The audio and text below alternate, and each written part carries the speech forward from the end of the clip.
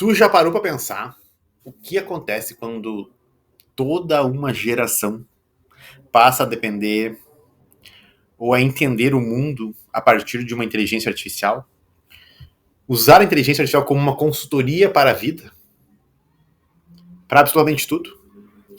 Eu descobri uma coisa essa semana, dentro da sala de aula. E eu fiquei um pouco perplexo, acho que essa é a palavra correta. E o problema não é a tecnologia. O problema é o que ela está substituindo. Eu vou abordar isso aqui nesse vídeo. Editor, roda a vinheta aí.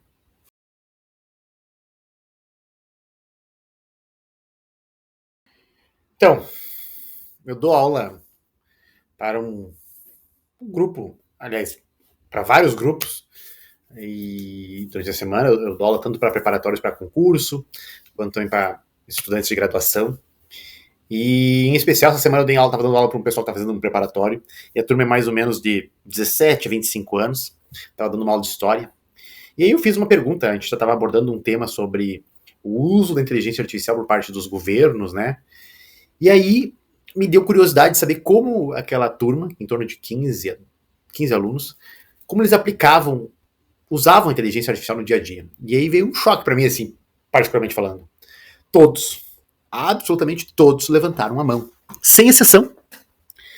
E aí eu fui, isso é o mais gostoso de dar aula presencial, né?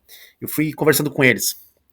E eles foram me explicando que não era um uso pontual, é massivo, é diário, e é pior, não vou dizer que é pior, mas é profundo, profundíssimo. Eles usam a IA para tudo. Eles escrevem mensagens na IA antes de mandar mensagens no WhatsApp. Eles escrevem e-mails. Eles pedem explicações de conceitos simples. Obviamente, eles também usam para fazer os trabalhos escolares. Alguns me relataram, contaram para mim, que usam até para desabafar os problemas pessoais. Sim, eles conversam com a inteligência artificial como conversam com amigos, com familiares, com os pais. No mesmo nível de equivalência, talvez até mais profundo. Aí eu tive um segundo choque nessa conversa. O Google morreu. Ou tá morrendo, gente. Porque eu perguntei assim, e o Google, vocês usam? Menos de um terço da galera ali, vamos dizer assim, levantou a mão. Aí eu, não satisfeito, perguntei se algum deles sabia o que era uma enciclopédia. Tu aí, tá assistindo, sabe o que é uma enciclopédia? Talvez não, né? Na minha turma, ninguém sabia. Ninguém sabia. Eu perguntei daí da Wikipedia, né? Que é um negócio um pouco mais moderno. Aí, 2, 3 ali souberam o que era souberam o que era a Wikipedia. E eu não desisti, fui mais profundo. Perguntei se alguém conhecia a Barça. Gente, silêncio absoluto. Aí eu tomei um pouco da dimensão do abismo. Essa galera, essa turma, essa geração, tá saltando direto da ignorância ou da falta de conhecimento para o mais completo, profundo mundo. Para tudo que é resposta pronta, mastigada, polida, através de uma IA. Gente, não tem bibliografia, é sem referência, é sem fonte, é sem o processo cognitivo da busca do conhecimento. Isso é uma grande mudança histórica. Todo mundo já talvez já saiba disso, só eu não, e por isso que eu tô tão chocado e tô fazendo esse vídeo. Mas eu tentei explicar para eles como que eu estudava. Lá na escola, né? Lá quando eu estava no ensino fundamental, no ensino médio, eu ia na biblioteca. Eles não vão em biblioteca. Não existia o Google como existe hoje. Não existia o ChatGPT, nem o Gemini. Sabe, a gente lia, pesquisava, buscava livros, errava, tentava de novo. E lia um, lia dois, lia 3 livros, usava a Barça. A aprendizagem tinha um processo. Hoje não tem processo. Hoje está tudo sendo substituído por uma interface. Chat. Me explica tal coisa, me explica isso, me explica aquilo, refaz o meu texto, refaz a minha mensagem, refaz o meu e-mail, e pronto, a resposta aparece. E ainda autoafirmativa, né? Você fez uma coisa brilhante, entretanto eu vou ajustar isso. Só que aí que tá assim, a minha pergunta ficou, quem que tá fazendo esse filtro? Quem que tá organizando? Quem que tá por trás da IA? É a própria IA? Quais são os limites? Quem são as mentes por trás da IA? E aí tem uma coisa mais perigosa ainda, que é quando a IA vira um conselheiro espiritual, de vida, amoroso. E isso me deixou realmente preocupado. Muitos dos meus alunos disseram usar a IA com questões do cotidiano, com questões familiares, com questões de relacionamento, dilemas pessoais. Pasmem, até que sexualidade, questão de gênero. Briga com os amigos, briga com os pais. A IA está ocupando um espaço que até há pouco tempo, gente, a gente pode dizer que era exclusivo dos nossos pais, dos professores, dos amigos, das comunidades, talvez até da igreja, e obviamente dos psicólogos e psiquiatras, talvez, gente. Mas assim, não é porque a tecnologia é má, ou a inteligência artificial é perversa, ou isso é... Não é uma teoria da conspiração que eu quero trazer, né, de que isso é propositadamente arquitetado. Mas é porque ela está sempre disponível, sempre pronta, sempre com uma resposta calma, polida, equilibrada, barata. E isso tem um poder gigantesco, pessoal, gigantesco. E isso está mudando, né, o paradigma do mundo. E aí até não tem como deixar de comparar, sabe? Para quem já leu 1984, do George Orwell, aí entra uma grande inquietação minha, particularmente falando, né? E eu compartilhei com eles. Graças a Deus a aula era presencial.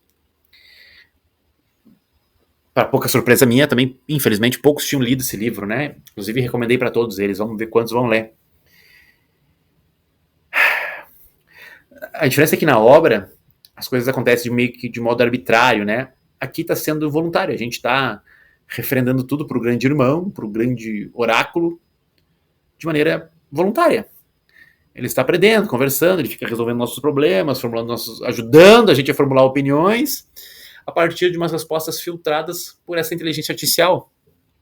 E eu perguntei para eles, quem é que define o que ela pode ou não pode saber, falar, decidir, opinar? Quem regula? Quem limita? Quem escolhe o que entra e o que sai desse grande filtro, gente? A própria IA? Ela se autorregula? As empresas por trás dela? Os programadores? Os governos?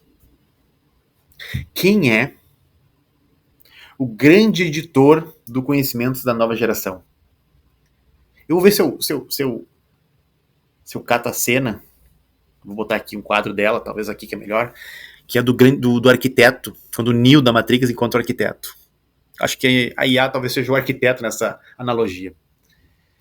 E, gente, isso para mim não é uma questão, não é um detalhe, é uma questão civilizatória. É importante a gente se indagar enquanto civilização, enquanto raça. E, entretanto, eu quero deixar claro também, né, esse vídeo aqui não é uma cruzada contra a IA. Eu não sou contra o uso da IA, eu mesmo uso muito essa ferramenta. Ela é extraordinária. E negar isso, meus amigos, é uma burrice. O problema não é a ferramenta.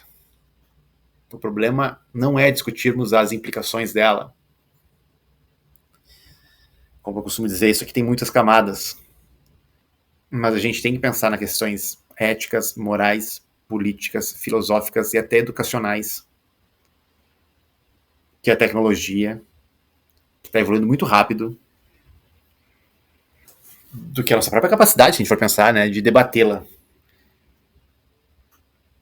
A tecnologia está avançando demais. E se a gente não começar esse debate, essas indagações agora, alguém vai decidir por nós. Eu acho que é isso. Bom, eu vou encerrar esse vídeo de uma maneira muito reflexiva. Eu saí daquela aula, foi essa semana, duas certezas. A primeira é que a inteligência artificial já está moldando o mundo dos jovens muito mais do que a escola, os professores, a mídia ou a família. Já tá. Através desse filtro. Segundo, se a gente não abrir esse debate agora, com força, nós vamos acordar um dia, galera, e vamos perceber que está tudo terceirizado, inclusive a nossa capacidade de pensar. E aí talvez já estejamos no meio desse processo e a gente talvez não possa recuperar o nosso protagonismo. É isso.